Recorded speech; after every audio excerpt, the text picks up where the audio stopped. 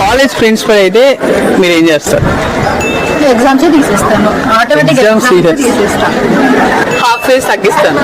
Half fees తగ్గిస్తాను.